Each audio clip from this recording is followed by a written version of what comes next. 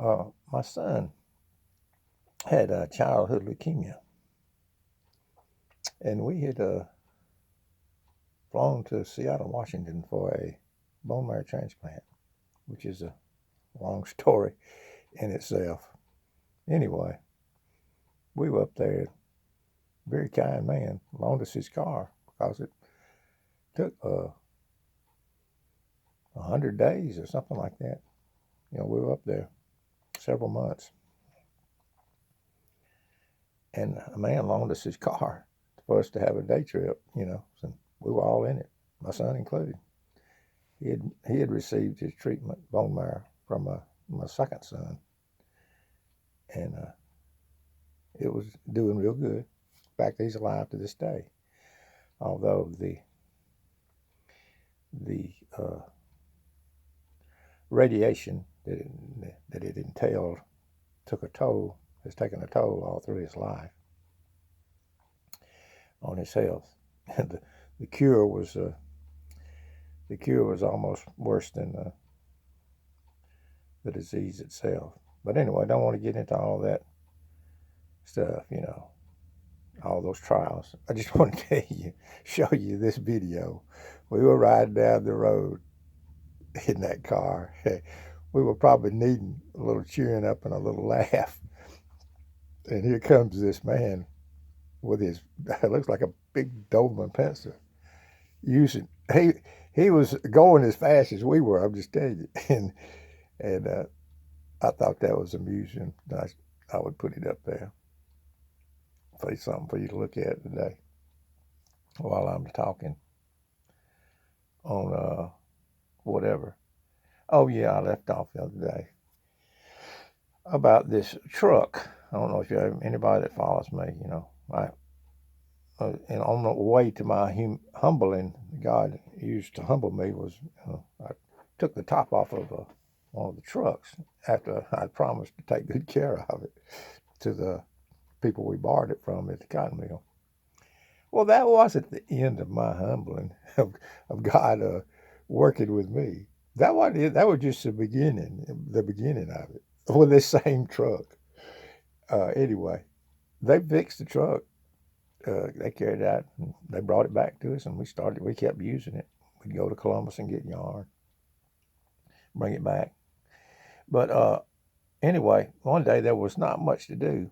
I was waiting on something to do concerning a trip I was supposed to make. And incidentally, I wasn't, I didn't have any, I was kind of a gopher in the cotton mill. I did everything, hossie driving, truck driving, unloaded box cars with those chemicals off the box cars with these vacuum systems.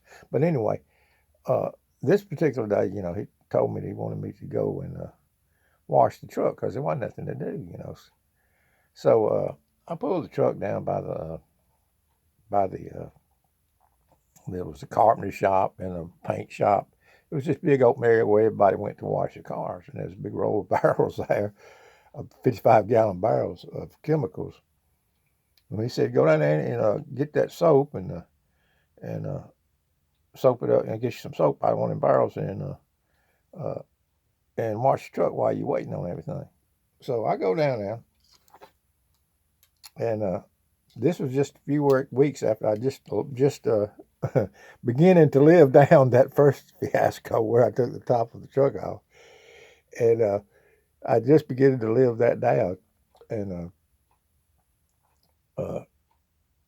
I go out there. I go and I'm washing this truck, So I go in there. I look. I see all these barrels, and the barrels had grease all over them and whatnot, and couldn't hardly read everything. But lots of them, I saw one that said soap on it, So I said, I go and I look and I'm asking the men, what do they use to wash trucks with, but I couldn't find anybody. Everybody was busy. So I go out there and I make a fatal mistake. I I chose one of those barrels and it was the wrong one. And you pump soap into a bucket and then you got the hose pipe out and I started washing the truck. Well, I washed on a fender and everything there for a while. Good thing it was just that fender that I was washing on, because uh, I was going to take it by portion, so that's a good thing I did that. Or so I washed this one fender, and we rocked on along there, and I looked back at it, and it had turned orange. I had picked the wrong. It was a soap, all right, 'cause it had soap on it, but it was one of these soaps that had these strong chemicals in them. They cleaned looms and stuff with them, but I got the wrong one, apparently. And here comes the paint off of this truck. Now look, I want, the right thing to do, the spiritual thing to do would have been going back to that boss and say, look, I got the wrong one, and I've washed this truck, and this the paint has come off on the front fender, and it's orange now. I didn't do that.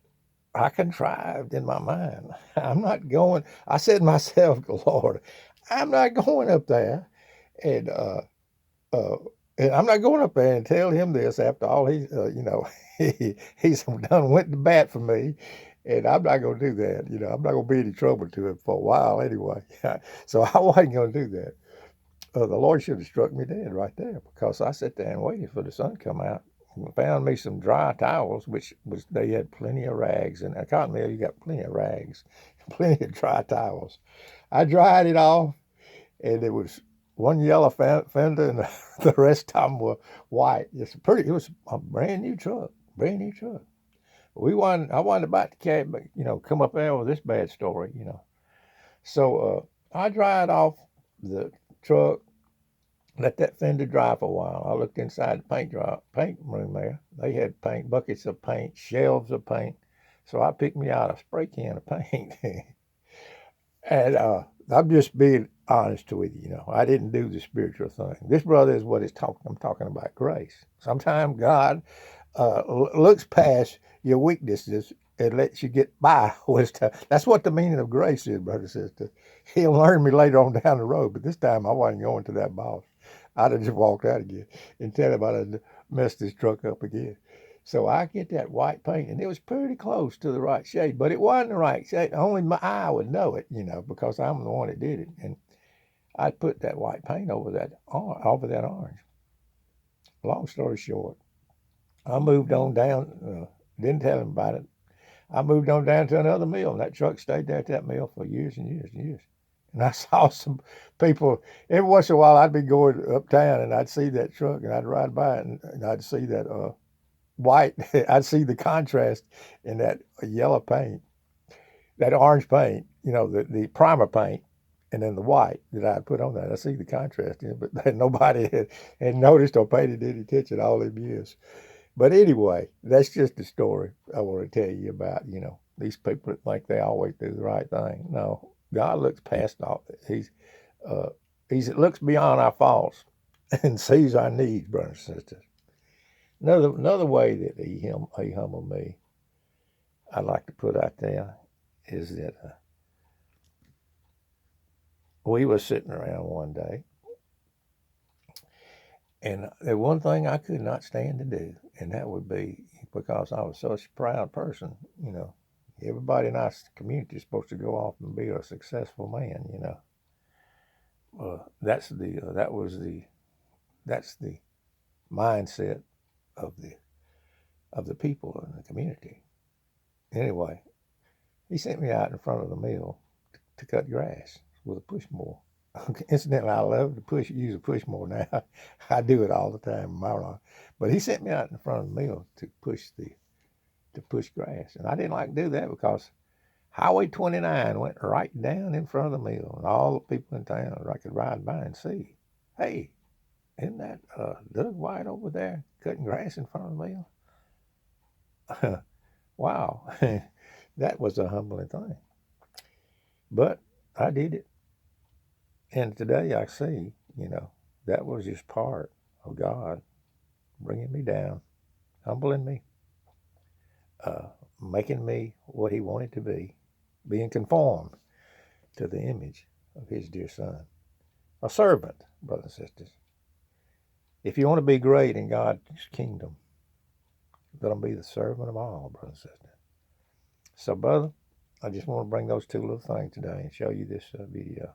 Now, I hadn't even gone into the thing about my son, my lifelong challenge of bad health. How that things don't turn out the way you want them to in this life, brother and sister. It didn't go at all like I planned, but it's going along to God has a plan, and it is being brought to fruition with every child of grace out there. That's wondering what's going on now in their life. Why all the bad stuff happening to me, and why can't I be perfect like these preachers want me to be perfect? Anyway, just want to get on there today just for a few minutes while I'm having my coffee, show you this picture that cheered us up that day. You know, his mode of transportation here was his dog, and I'm telling you, he was flying down the road. He passed us. Well, anyway, I'm gonna get out of here, brothers and sisters. And I just want to put up a video, so I said I put one up today, and when I might make another one talking. You know, I wanted to get into the subject of the few and the many. Why, is there a contradiction in Scripture where it says few and many? No, brothers and sisters. I ain't got time to talk about it on this video, but the few, brothers and sisters, the few that enter in, the few that find, that's a work, brothers and sisters. That's something you do. So we know that it can't be talking about that, because over there it says he gave himself a ransom for many. So which is it? Many or few? No, brothers and sisters. That is a text talking about something else, talking about an entering in down here in this present evil world, where you enter into the kingdom. God's people enter in down here. And it's hard for a rich man to what? Enter in. Jesus said in John 3, enter is hard to enter in. You know, there's this word, enter into. There's an entering into his kingdom down here. And it's a narrow way, brothers and sisters. But and few be it that find it. I'm just telling you, brothers and sisters. But there's a many out there that encompasses all of God's people that he loves from the foundation of the world. That one day we'll get to see them all when the circle is unbroken. Peace and love, brothers and sisters, from Miss Old Boy down here in Alabama.